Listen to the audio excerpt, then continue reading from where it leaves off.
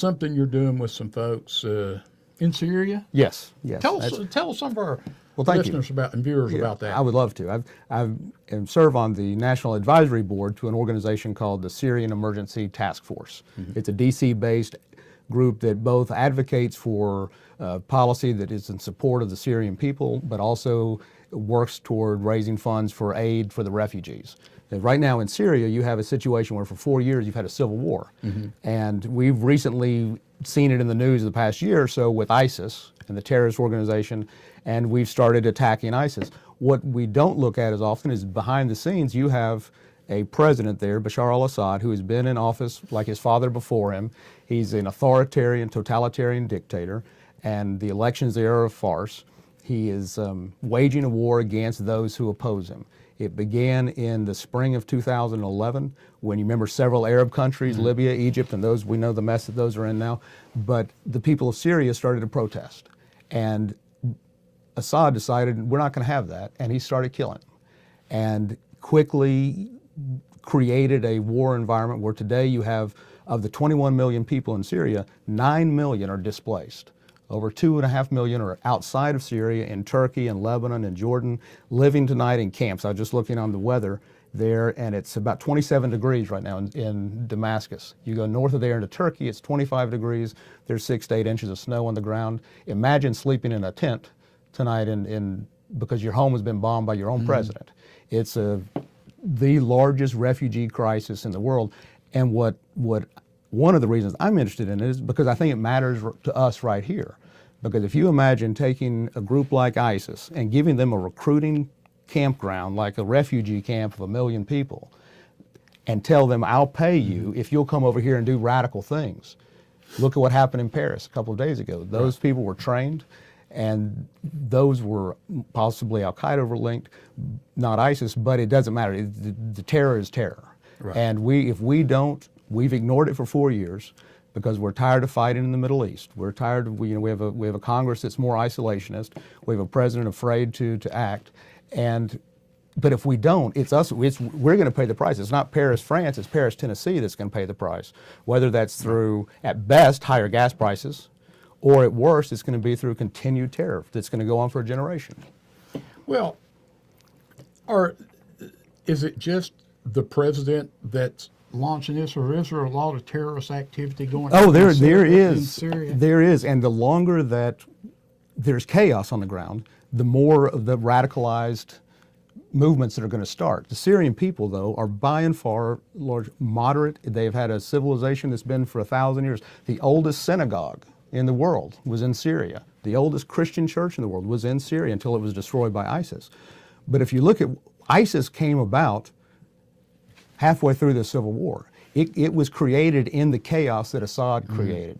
And one thing, that Assad is a very smart individual, and he understands that when the Arab Spring started and he started pushing against his people, the United States, Turkey, other Western allies would stand with the moderate people.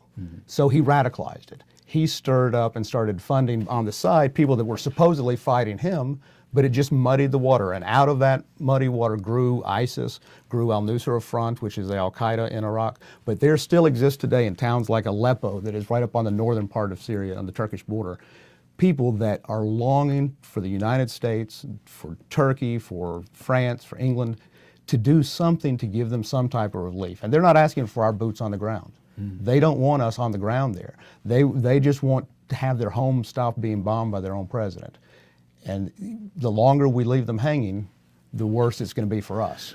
Well, what happens if the president gets overthrown or whatever? It seems to me, looking from Egypt and some of these other countries, when you overthrow a leader like that, who is very strong and powerful, even though he is a dictator, he has kept, I guess, his country in line. He's kept his foot on the neck of the... Right. Yeah. Who will emerge as, like in Egypt, it just really went to pieces. And you look at Libya right now, it's the same. And that's an excellent question. It's not one that can be lightly answered. There are those that have the respect of various sides. And without getting down too far in the weeds on it, there are people that are in exile now that could come in and have cobble together a government. Syria is unique. It is not tribally based, like you see in Afghanistan or in Libya, where it's fallen apart based on tribal culture. Syria has been an established country. It's a system in place that can be replaced. Assad can be replaced and something remain. The people of Syria, and some of them they're friends of mine. These are people that I've talked with on the phone with in Aleppo frequently. These people don't want ISIS. They don't want radicalized country. They have children. They want a life like we want. They're not going to have village green democracy, maybe. Like it look just exactly like the cookie cutter we would hand them, but it's going to be based on some the principles of civil society, where you have freedom of speech, freedom of press, freedom of religion. That's what these people long for. I guess my point is that in some of these cases, we end up with, we go in and try to help. Yes, maybe not directly, but in roundabout ways, try to help to remove a dictator and end up with something worse. Absolutely. No, we see that happen again and again. And one of the reasons I think that happens is because we look at the quick solution. We want to be in and out, and we don't want the long term. We don't. But again, on stress on this, nobody's calling for American boots on the ground in Syria. Right. Me at the first of the line saying no. That's not what's needed. Right now, we have planes on the ground, on planes flying military missions in Syria, fighting ISIS, at the same time that Assad is flying helicopters on the same path to the same cities, dropping barrel bombs on markets, which are just large barrels the size of this table, filled with bolts and nuts. And he just drops them from a chain, from a helicopter, into the open market, the hospital. There's not a single hospital in northern Syria that Assad has not bombed. Tell me the military relevance of a hospital. It's absurd what's going on. Okay. Well, what does your organization, what is their proposal to do? What do y'all try to do? Well, one thing we're trying to do is to talk through the possibility of doing a no-fly zone, starting with an area in northern Syria, that Aleppo area, and just telling Assad, stop flying the helicopters and killing innocent people. That's all. Stop that. Open a corridor from Turkey into Aleppo. It's only about 50 kilometers that would allow for humanitarian aid to get in there, hospital goods, and have it be monitored. And Turkey's willing to do that. And it's not an issue of, people say, well, it's a graduated way to gradually get sucked into a military conflict. The Turkish military is able to do what they want to do in the region. They're a strong military. Assad, the other thing I'll say is that the Assad administration continues to exist not because of Assad's strength, but because of the funding and support he receives from Vladimir Putin in Russia and from Iran, from Hezbollah. Iran is now actually running Assad's military operation strategy inside Syria. All of their equipment and material are coming from Russia or from China. And so we're naive to think that it's just Assad. If we want to hand over to Putin, if we think that's long-term in our value, to hand over credibility and authority in the region to Putin, I'd say that would be a foolish move on our part. Right. I was just curious. So, are you raising money? Are there, the mechanics of it? What I do, I'm only on the advisory board, so I'm certainly, this is something that's a part-time thing in the evenings and on the weekends. But I flew up there a couple of weeks ago and met with the board and talked through their advocacy plan with the new Congress coming in. They've got strong support for what they're doing from people like Senator McCain, who's been to Syria with this organization. And Syria filed a formal protest the other day that he had entered the country without a visa. But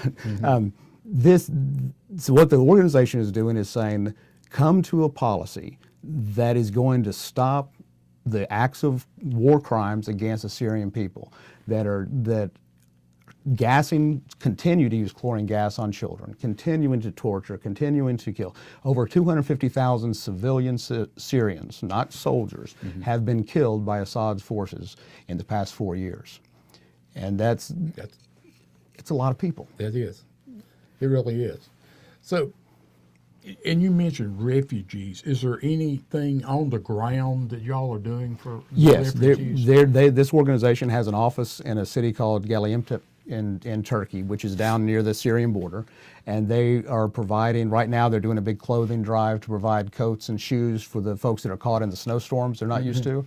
And they are working on also with what comes next. There's a government sort of in Turkey sitting there waiting and working with them on the practical things of how do you begin to set up a municipal government in a democratic process? How do you recruit candidates that are going to be moderate, that are going to be the people who want civil society? And so they're doing those things, but it's as long as the people's homes and apartment buildings are being destroyed by Assad, they're not anxious to talk about freedom of the press going in 5 years from now. So yeah, they're more worried about staying alive. yeah, they want to stay alive, and they're looking to us to help them stay alive. They don't want us to be the solution, and we can't be, because you're right. If we go in and start meddling, that can cause problems. But we have to, as a nation, be willing to say this is unacceptable. 250,000 civilian casualties, over 30,000 through torture, is unacceptable. And if we don't want to pay $4 or $5 a gallon in gas, we better stay engaged in the Middle East. Well, I for one don't want to pay that. No, and nor I'm do I. glad that it's came down to Absolutely. to the near. I can't remember when it's been under. It seemed like I bought gas for $1.99 this week, and I can't remember when it was that low. I've got a conspiracy theory on that, but that's That sounds like another show. Unless you can tell us in 4.5 minutes. I can tell you in 30 seconds. Okay, what's the conspiracy theory? I think that Vladimir Putin has pushed so hard on his efforts to create his empire that his numbers are now at 85, 86% internally, even though whatever he does in terms of Crimea or these other places, his aggression, it just helps him at home. Our sanctions against him are working to some extent, but not really. If you want to hurt Putin, if you want to weaken Putin's economy, you lower gas prices. That his money, his economy is solely based almost on vodka and energy. And so, we do what we can on the vodka consumption, and then you lower the energy cost. Gallons of or barrels of oil go down. That hurts Putin more than he could, he would like to admit. I don't think it's going to move him anywhere, but if you get Saudi Arabia and the United States and some others to come to a quiet agreement to lower prices, it's not going to help him expand his empire. That's interesting, and I don't know if it's true or not. I don't doubt that's a good hypothesis there. I don't doubt that that's not something like that going on. And for me personally, I just assume it continues. It's nice, absolutely. As long as it don't come in 6 months or a year, them saying, now all this money we lost, we want it back now. Yes, and yes, it jumped to $5 or $6 absolutely a barrel. But it can't stay where it is now long term. And if we have a Middle East that's fractured in organizations like ISIS, that does not bode well for us or for my kids going forward. Right. I mean, energy is something that's, I actually can remember I worked at a gas station when I was a teenager selling gas, and on Friday and Saturday nights there would be gas wars on Broadway, and gas. I can remember selling gas for 18 cents a gallon. And that was in the late '60s, I guess, and but I think those days are long gone. Those are probably gone. But I'd say it probably costs more than that to refine it nowadays. Sure. But, and I don't even want to get off on gas. Because that could just take up the rest. We've got 2 minutes. So. I worked for both Congressman Duncan and Senator Thompson. There was no single issue, including the Lewinsky scandal, that drove people to the phones to call their member of Congress more quickly than gas prices. Even though congressmen don't get to write the gallon of gas price up on a Post-it note and send it to Pilot, but people assume that they control it. Yeah, it's different. In the state level, there were people that called about various things. They thought that we could, or me, Sure, you myself personally, could yes. just fix this. And You're my representative, Steve. Yeah. I think we've got another caller. Caller? Hey guys, how's it going? Good. Going well. I was just wondering your guys' thoughts on the president's trip to Knoxville today.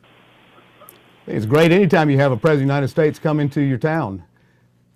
Yeah, I do too. I wasn't able to be there, but I heard he gave a very strong speech.